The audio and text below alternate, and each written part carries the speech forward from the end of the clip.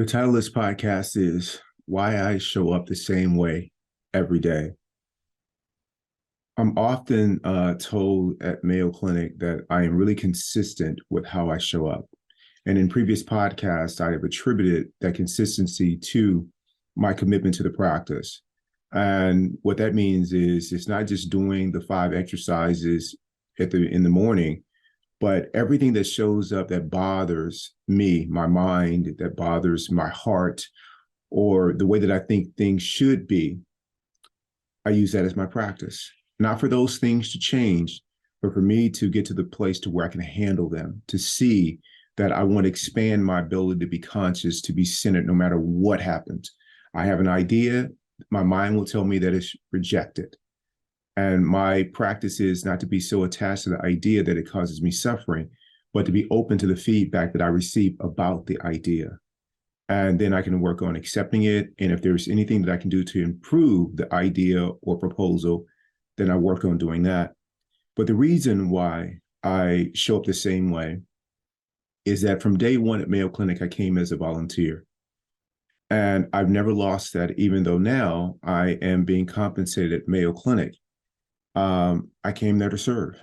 And I remember that. I said yes to Mayo Clinic, and so what that means is whatever opportunities that come along the way, whatever challenges that might show up, for example, a pandemic or understaffing, or a meeting being canceled when I planned on doing a presentation and worked on it for 6 months and now the meeting is canceled, or we're going a different direction. All that is an opportunity to remember that I am a servant at my heart, at the heart of it. And I don't lose sight of that. And I think that's what's really helped me. And then the most important part of it is I didn't come to Mayo Clinic to get something.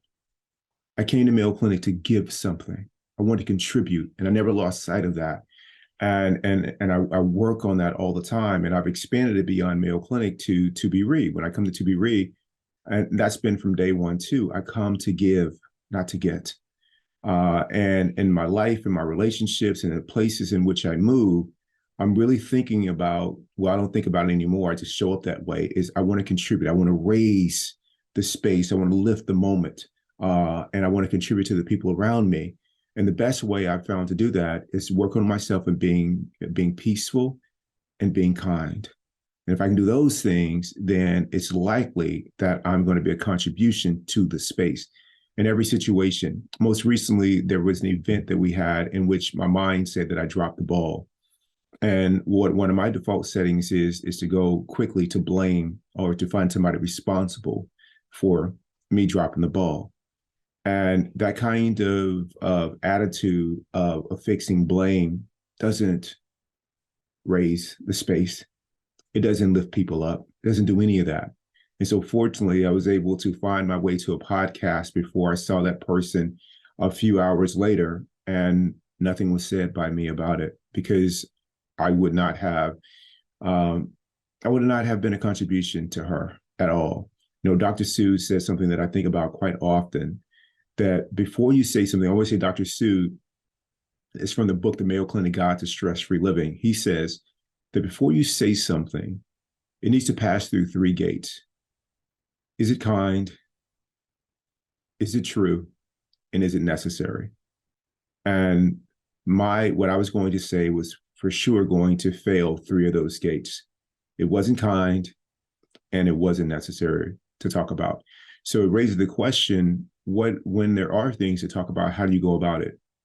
You start first with making sure that you're peaceful inside before you have any kind of conversation with anyone. That's number 1. And then number 2, is you will find the words to say. That's what I've learned. As long as you are focused and intentional about raising the space, lifting people up. I've seen a lot of brilliant people, and at Mayo, there are a lot of them, and they are skilled at their craft, and none of that brilliance is being directed toward lifting people up when things go wrong.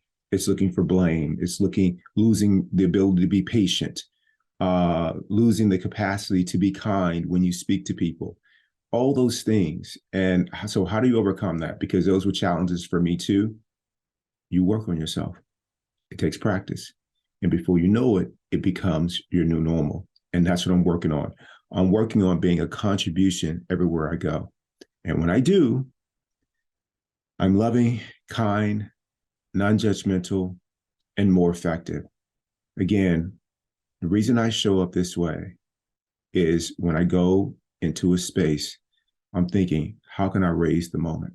How can I lift people up?